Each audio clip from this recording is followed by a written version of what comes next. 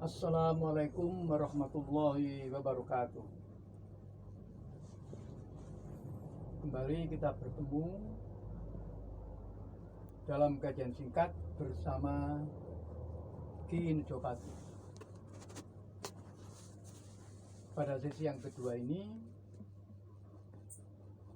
saya mengambil tema fungsi Al-Quran dengan mengulas surat Ibrahim ayat yang pertama. A'udzubillahi minasyaitonirrajim. Bismillahirrahmanirrahim. Alif Lam Ra. Kitabun anzalnahu ilaika litukhrijan nasa minadz zulumati ilan nur biizni rabbihim ila siratil azizil hamid. Alif Lam Ra ini banyak ditafsirkan oleh para alim ulama. Hanya Allah yang tahu. Jadi apakah ini punya arti atau tidak, ini hanya Allah yang tahu. Jadi ini yang biasanya disebut sebagai dengan istilah mutasabiyat. Jadi sulit untuk dipahami. Kitabun anzalnahu ilaika litukhrijan nas.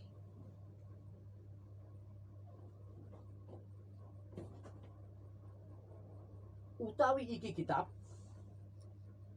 kang nurunaken ingsun ing kitab marang sira litukhrijan nasa supaya ngetokaken sira ing manusa minaz zulumati ilan nur saking pira-pira peteng marang pepadang biizni rabbihim ila siratil azizil hamid. Kelawan idine pangerane manusa marang agama, marang dalan zat kang menang tur pinuji.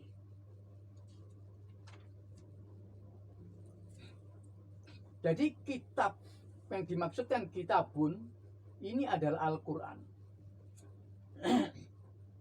Allah menurunkan Al-Quran kepada manusia. Dalam hal ini lewat Kanjeng Nabi Muhammad Shallallahu Alaihi Wasallam, diwahyukan kepada Kanjeng Nabi. Tapi peruntukannya untuk siapa ya? Untuk manusia. Itu khrijan nas. Untuk fungsinya untuk mengeluarkan manusia minaz zulumati dari gelap saking pira-pira pepeteng, untuk mengeluarkan manusia dari gelap, dari ruang yang gelap ilan nur marang pepadang. Jadi fungsi dari Al-Quran itu adalah untuk mengeluarkan manusia dari ruang yang gelap menuju pada ruang yang terang. Nah, tentu semua itu akan terjadi biizni rabbihim, kelawan idine pangerane manusa. Artinya dengan seizin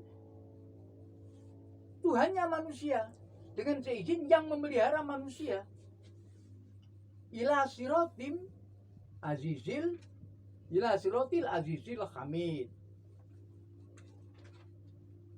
Pada jalannya yang maha menang dan maha terpuji. Siapa yang maha menang dan maha terpuji itu? Allah Subhanahu wa ta'ala. Jadi kita manusia ini dituntun, diberikan pedoman oleh Allah Subhanahu wa ta'ala, yakni berupa Al-Quran. Jadi kalau ada orang tidak suka dengan Al-Quran itu, ya tidak tahu ya gimana ya.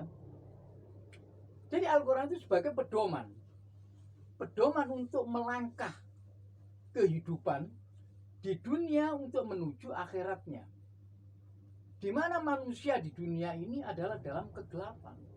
Tidak tahu manusia itu awalnya dari mana, terus mau kemana, itu tidak tahu. Hanya dikatakan di dalam, biasanya yang ada orang meninggal lalu diucapkan inna lillahi wa inna ilaihi rojiun. Setuhune aku kedue Allah lan setuhune marang Allah ingsun balik.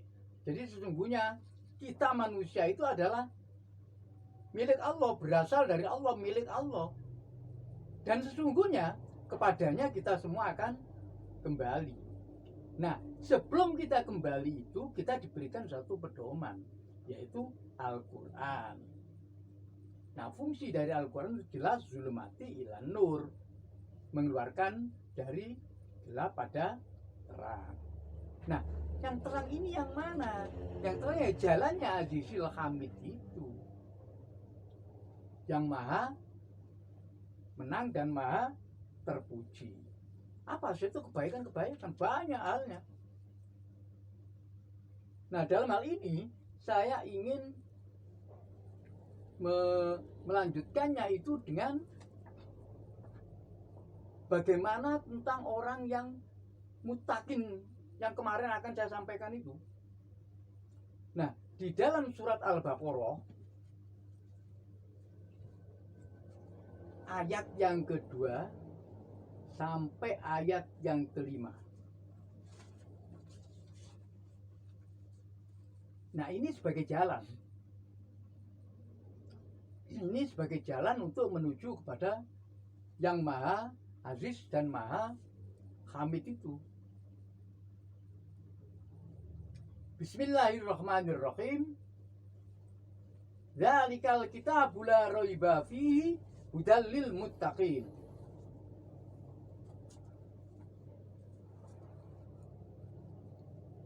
Bahwasanya ini kitab, utawi iki kitab, la raiba fihi, ora ono kemamangan iku mujud ing dalem iki kitab, hudal lil muttaqin, pituduh tumrape wong sing muttaqin. Jadi di sini jelas dikatakan bahwasanya ini kitab Al-Qur'an la raiba fihi, tidak ada keraguan di dalam ini Al-Qur'an. Hudalil muttaqin, fungsinya sebagai petunjuk bagi orang yang muttaqin. Orang yang muttaqin itu gimana? Muttaqin itu banyak orang muttaqin, aku takwa. Tapi sebenarnya orang yang takwa itu yang bagaimana? Pemikirannya, sikapnya, perbuatannya, pemahamannya. Nah, ayat ini sangat menjelaskan sekali. Pada ayat yang ketiga dikatakan alladzina yu'minuna bil ghaib. Alladzina utawi mengkono-mengkono iku wong kang padha percaya ya wong iku kelawan sing ghaib.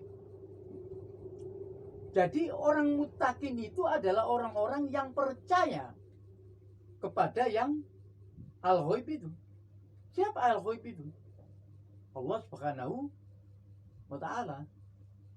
Yang disebutkan di dalam surat Ibrahim tadi, Siratil Azizil Hamid.